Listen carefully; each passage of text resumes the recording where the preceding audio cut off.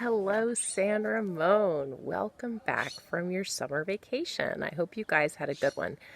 It was a little wacky probably for you, like it was for the rest of us. So, if you're new to San Ramon, let me introduce myself. My name is Mrs. Chasman, and I love to teach art, and we do lots of fun art stuff at San Ramon. If Mrs. Chasman is kind of a hard name to say, so you can just call me Mrs. C. That's what most of the kids call me if you don't know me.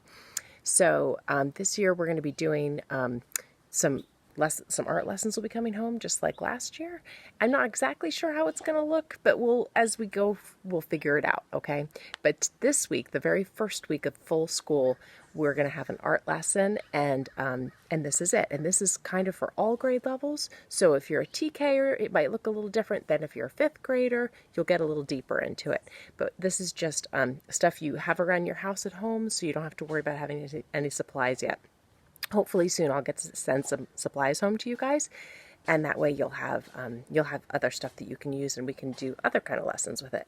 So the first one we're going to do today, it's all about nature. So what you're going to do is, my suggestion is, watch this whole video through, and then go out. Then you're going to go out and you're going to look for some supplies, like either at a park or in your backyard or just around your neighborhood. Get a little bag. I've done a little collection bag myself around my neighborhood.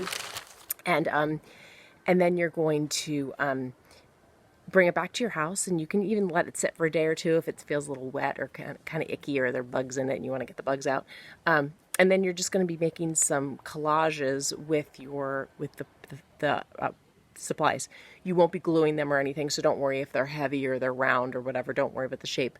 You're just going to be placing them on the paper. So today is just an idea to talk about art terms and to have some fun with natural things. And then later on we'll do more sort of like typical art projects like we do in school usually. So today is the first artist we're going to talk about this year. His name is Andy Goldsworthy. Check out this picture. You see, it might be a little hard with the reflection. I hope it's not hard for you to see. So it's a picture of a little girl, and she's sitting on a big rock, it looks like. And what this is if you've ever been to the de Young Museum in San Francisco, this is in the entryway of that museum. This giant rock, this artist brought it all the way from England, and there are others. You can see another one in the background there. So he had lots in the front, in the entryway of the de Young. And the idea is just for a place for people to sit, but it also has art with it, right? So he's a really interesting artist. He started in the studio like regular artists and just thought, it's kind of boring to me. I really miss the natural world.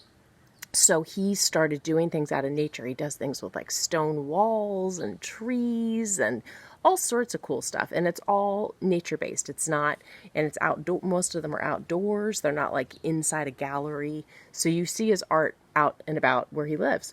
So he brought his art to San Francisco in the very lobby of the de Young. And you'll notice this big rock that seems like it could never get broken. There's a little crack through it, and then that crack continues on. And the idea, it's sort of symbolic to show that like even big rocks can crack sometimes.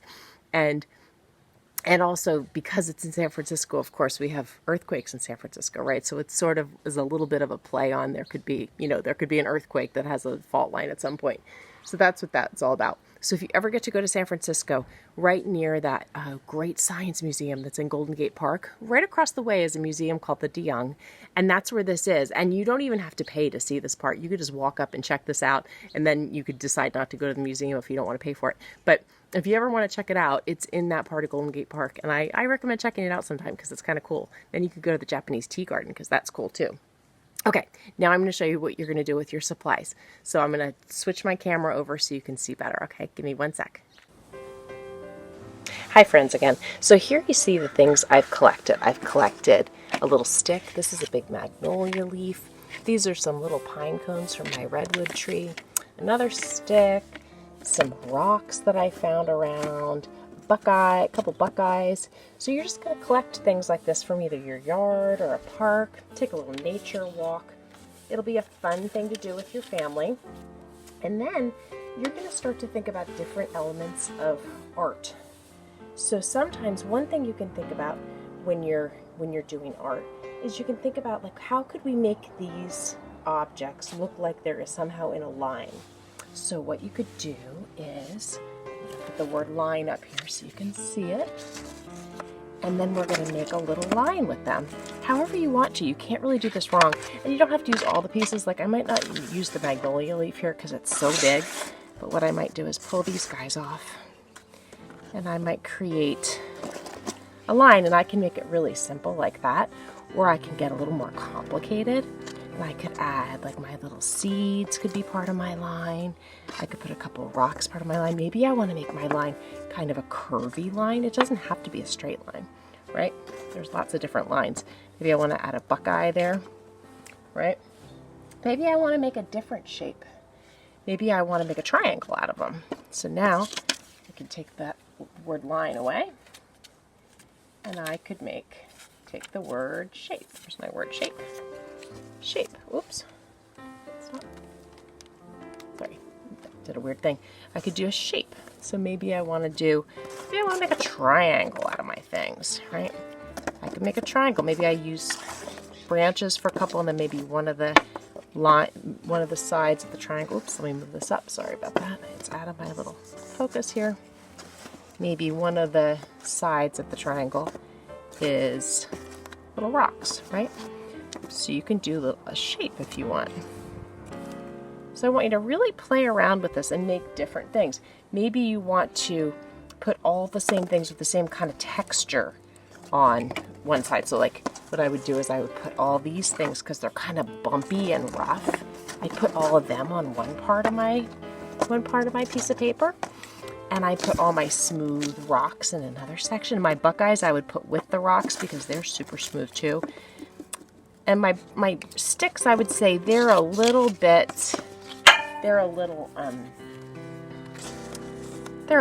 rough, but not quite as rough as those things. I'm going to put those kind of over there. Oh, and I forgot about my giant leaf. My giant leaf I'll put down here, okay? So now I have them according to texture, which means how it feels. So these are smooth, these are kind of rough, and these are really pokey. This is smooth, but it's a little papery, so it's a little bit of a different texture than the others. The next way I'm going to sort my things is by color or value. So you see like my leaf is kind of a brown color. I'm going to put that there. These are kind of a similar brown. I'll put those with that. And the buckeyes are kind of similar. The white, I've got some white rocks here, and this stick is kind of white. I'll put that separately. These guys over here. These rocks are gray, so I'll put them there. These, they're kind of between them, so maybe I'll sort of do an in-between section. So you see I can sort them according to color and value too. And what you can do when you're actually doing this project yourself is, oops, sorry, I just did something weird there. Sorry, guys. When you're doing this project yourself, what you can do is you can take a picture each time, and that's what you can send to your teacher if you want. If you don't have a camera or a phone that you can take a picture with, you could draw one of these items. You could just put one on a piece of paper and draw it so that you can show your teacher what you did. Okay, let me show you a couple more things.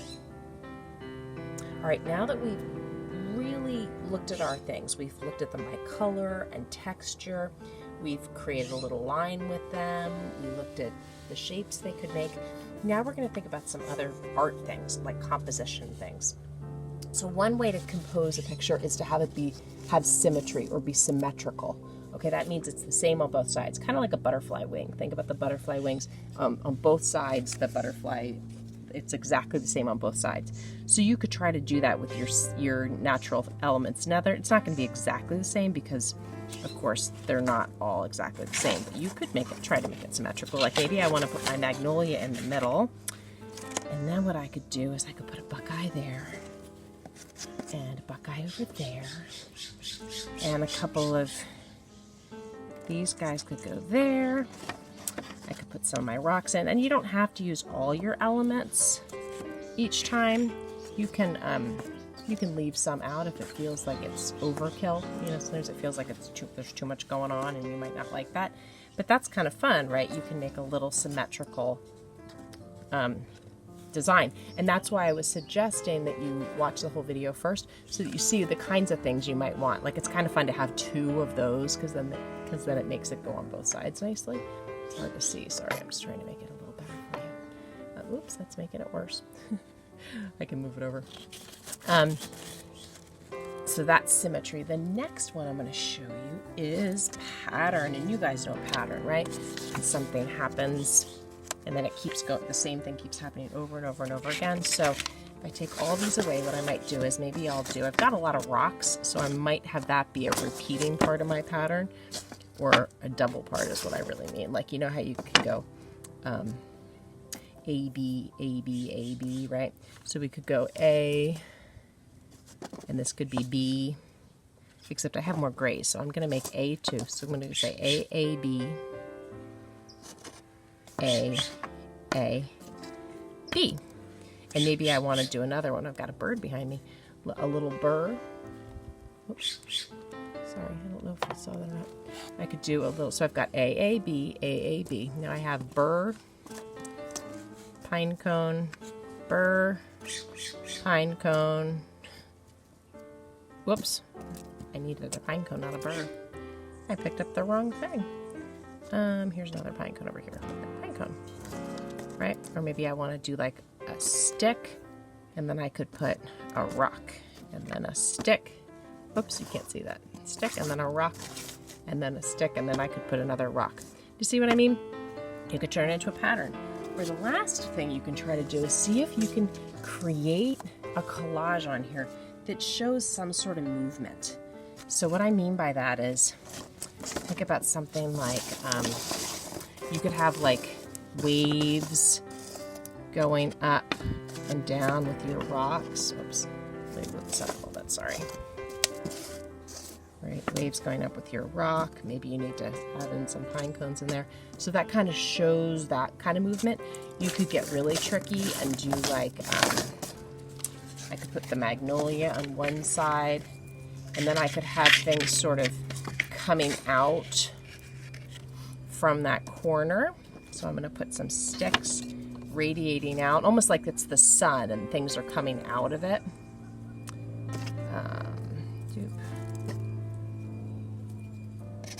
See how I'm doing this? Maybe I want to do some lines coming this way. So I'm creating a sense of movement with just natural objects. Isn't that kind of cool how you can do that? There's so much fun stuff you can do just with objects. Okay? So I want you to really have some fun, and maybe you want to finally do a final collage that you can use all your materials. You can see if you can do that. And then what you can do is you can take a picture of it and you can send it into your teacher. And I would love to see it too, so you can send it to me as well. Now, if you're an upper grades kid or if you're a lower grades kid and you have a parent help, the last thing you can do, which is kind of fun, is write a little sensory poem.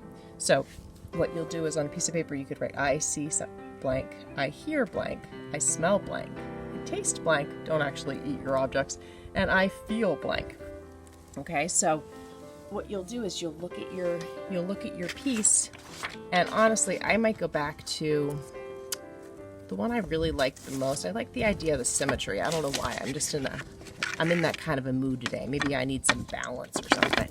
So I'm going to get a little balance here. So what I'm going to do is I'm going to put my magnolia leaf in the middle. I've got all sorts of stuff going on. All right. And magnolia is going to go in the middle. Oh, and you know what I'll do? I might even do this so there's like a little bit of movement being created, but it's also symmetrical. That's going to feel really right. I can just feel it. Do you ever notice that about art? Sometimes it just feels right. I'm going to put the buckeyes down here. Of course, they like to roll because they're so light. I don't know if you guys have ever found these before. I found these at Pioneer Park. I don't know if you ever go to that park, but that's where I found them. Put those there. You could even layer things, like maybe that big leaf wants someone. Could put this. You can't see that, so I'll move it up here. Maybe I'll put those up there. Okay, so I've got some movement. This is almost starting to feel like a face to me. Like that just felt like eyes. So maybe if I were to name this, maybe I would call it like, I don't know, crooked smile guy, or big white eyes, or this almost feels like a nose there. So you could try to give it a name, right? And then think about your poem, what you would say. So you might say, I might say, I see eyes. I hear, well, I can hear this leaf. It sounds like paper. So I hear, I might even say I hear paper, because this sound, the sound this leaf makes reminds me of paper. I smell, let me see what it smells like.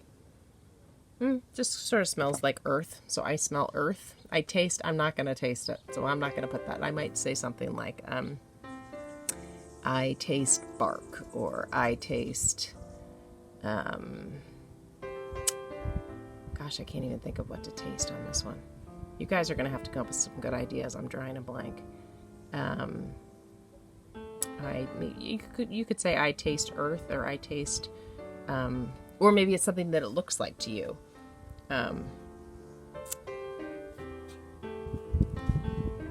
You could even use a word like, I taste happiness, or something that's kind of a weird thing that you wouldn't really taste, but maybe it just makes you happy to play with art things. And then I feel, I think I might hear right here, I feel textures, or I feel nature.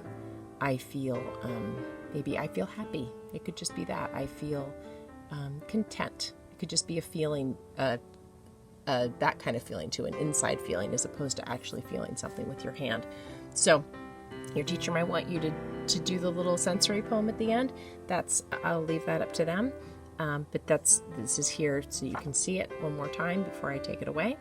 So I hope you guys have a good time with this. I'll let you know, I'll put with the link, hopefully the teacher will put whether they need you to send in a picture, or if they want some evidence that you were able to do it. But hopefully it won't be too hard for you to do. You just need paper and materials around the neighborhood. Yeah, I hope you guys have fun, and I can't wait to hear what you have to say about it. And I promise we will be doing more projects where you're actually creating something and you have a finished product. This is not one of those, but that's okay. We got to talk about some terms, and we got to play around with things a little bit. And once you've finished, you can either take your things back to nature, or you can keep them if you want to keep them. I'll probably just put them in my backyard, just because I have a backyard that I can put them into. But if you don't, you can just take them back to where you found them. You could take them back to the park. All right. I hope you guys have fun time finding some cool stuff out and around. I would say Miwok Park's a good place, and Pioneer Park's a good place, especially like down by the creek. Those are probably good spots to go. If you come back and the stuff is wet, just let it. So maybe to you it looks like, I don't know, some sort of delicious food. Maybe it's like a candy or something. So maybe you taste sugar, or I don't know. You're going to get creative. I know you guys are so good at that. And the last one is I feel, and I would say I feel. You could say I feel nature. I feel pokey things. I feel, so it could be like an actual thing you feel this way, or maybe it's something you feel inside your heart. Maybe you're feeling happy. Maybe you're feeling down. I hope you're not, but maybe you are. Maybe you're feeling content, which kind of means like a happiness and a calmness inside. So think about how you feel, and really, and that's a cool one to do every once in a while anyway. I was going to tell you that when you're doing these art videos, or when you're doing any video for school, sometimes just stop, and you can pause the video, or you can pause whatever you're working on. Just take a deep breath and really try to get in touch with how you're feeling inside. Like, how are you feeling? Are you feeling calm? How's your brain feeling? Is it feeling like frazzled and all over the place? And if it is, just take a few big deep breaths and really try to get it out. And for some reason, that when I do that, it seems to make my head feel a little bit better. So your teacher will tell you whether they need you to do the sensory poem. They might not worry about that. That's up to them. And they'll tell you whether they need a picture, or if you can't do the picture thing, what you could do, which should be fun, would be to choose one of your objects and get a piece of paper and a pencil and just do the best you can at trying to draw it. Don't not trace it, but actually draw it. Try to draw all the little cracky looking things in it and the shadows. That's kind of a fun thing to do, especially if you're an older kid. If you're in 4th or 5th grade, I think that's something you could definitely do. All right, I hope you have fun with us. I look forward to seeing pictures and hearing from you guys. Keep me posted on how stuff is going, and I will see you again soon. Okay, San Ramon, have fun arting. Take care.